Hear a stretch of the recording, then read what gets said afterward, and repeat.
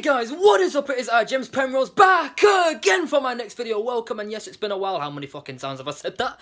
But nevertheless, thank you guys for clicking onto this video. And before I get into this video, thank you for all the new subscribers that have come in recently. That I have noticed that. Thank you guys so much for clicking subscribe and joining the ride. Even though, you know, it's been up and down, up and down, up and down, which is kind of how the world's been going on right now. But nevertheless, thank you guys so much for the support. And I'm going to be making two videos actually tonight, one of which, as you'll see now, and another one will be a boxing related video. That's what's my main topic of videos is nowadays. But for this video, we're going to be talking about wrestling again. How long has it been since I've talked about that? I'm going to be talking about Undertaker's final farewell this Sunday at Survivor Series, November the 22nd. And boy, do I have mixed feelings about this one. There's ups and there's downs, and it's overall just a big...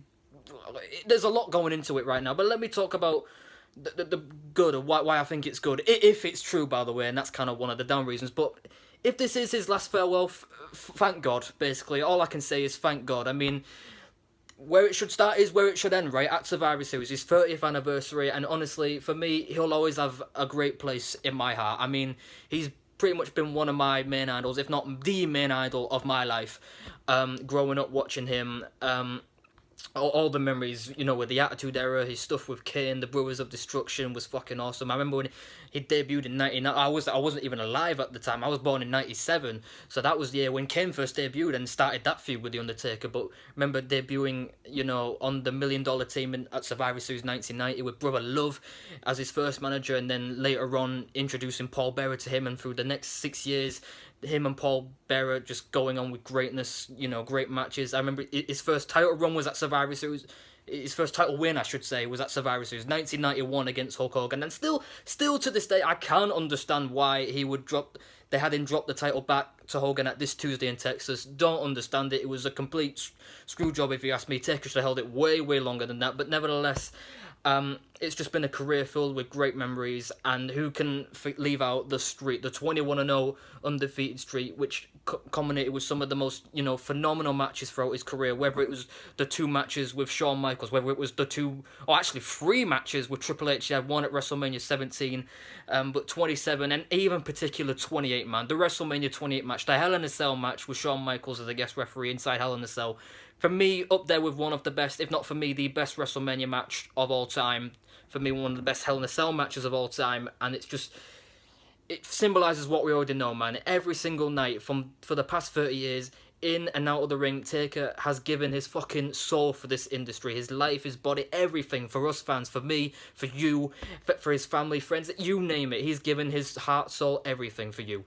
And it hasn't gone unappreciated for me, hasn't gone unnoticed. For me, Taker will always be the greatest of all time. His character, or characters as well, I should say, obviously in 2000, the Dead Man gimmick was dropped for a bit, and throughout 2000, 2003 came out with the American Badass gimmick, which was even more so amazing. It was allowed in Undertaker an opportunity to cut more deep, longer, and great promos. He was brilliant on the mic. Even as Dead Man, he was awesome on the mic, but American Badass, it just added that little extra spark, I should say, to the promos, and it was just...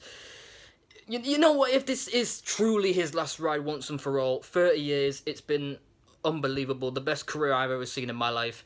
Thank you, Undertaker, for all the memories, and you'll never be forgotten. It sounds like I'm making it sound like he's, you know, we're never going to see him again, ever, period. No, it's just the character going away. But here's where I'm kind of on the fence about this, and it's because, you know, obviously it's during a pandemic right now. The coronavirus has not gone away.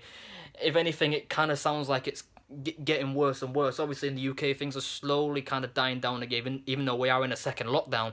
But in America, well, I don't really know, but I can only assume it's worse, way worse over there. And it begs the question, do you really want Undertaker's final appearance ever to be in an arena at a Thunderdome, which, whatever, with no audience, virtual audience, and with piped-in crowd noises, with thank you Taker and fake cheers and all that? Is that really what you want?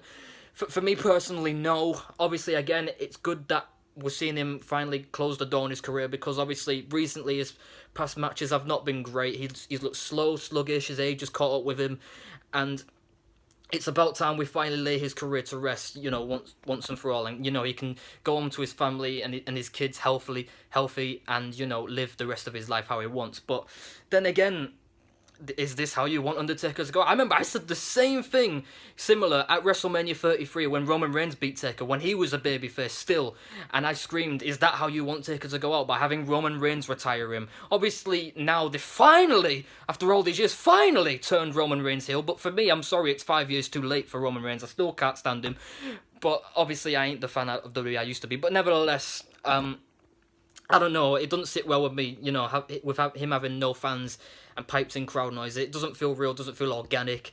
And yeah, man, during a pandemic, it just feels kind of wrong, to be honest with you. And not only that, but this is the WWE we're talking about now, guys. Come on now. They'll do anything for a fucking pound note, you know that. All the legends that have come back and out of retired, whether if it was due to money or whether it was just because they could physically come back, whether it was Shawn Michaels, whether it was Edge, whether it was Daniel Bryan, the list goes on and on and on. More times than another, they do come back for one more match, or maybe two more matches, or so on.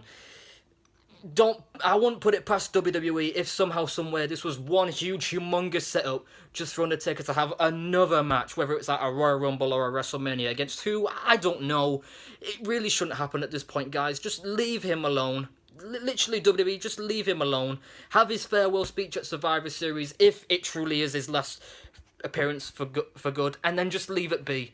You know, and it has to feel real, it has to feel organic. Have the whole entire locker room, the crew, cameraman, everyone go out to the ring, applaud him. You know, we have like tribute video packages and stuff like that. Just make it feel real. Obviously, this is all what we're watching Survivor Series for. The rest of Survivor Series, I could give two flying fucks. It looks like shit, to be honest with you. But this is the one thing we're all talking about right now.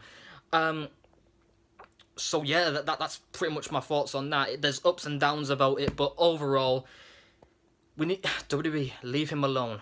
Literally, leave him alone. Let him live the rest of his life. Obviously, can he work backstage with other talent, you know, untelevised stuff, you know, behind the scenes, working with the future, like, in terms of, like, maybe doing something with creative, like helping that, because let's be honest, it's worse than ever. We've said that years and years and years, but especially now, creative is at an all-time low. Maybe Taker could help with that, you know, with promos, you know, working with the talent, you know, stuff like that, off camera, obviously. But even that, I'm still kind of like, again, leave him alone, let him live his life with his family, man. That's all I got to say about that. So yeah, guys, that has been my thoughts on the final farewell for Undertaker at Survivor Series. Again, not talking about the rest of the show, couldn't care less. But, so that is it for the first video tonight, and once I'm going to stop recording this, I'm now going to record again for another video, which is we're going to be talking about boxing, and all huge fights coming our way this next month in December. So other than that, guys, thank you guys for watching this video. Make sure you guys like this video, comment on this video, subscribe to my channel, and all I can say is, peace out, my brothers!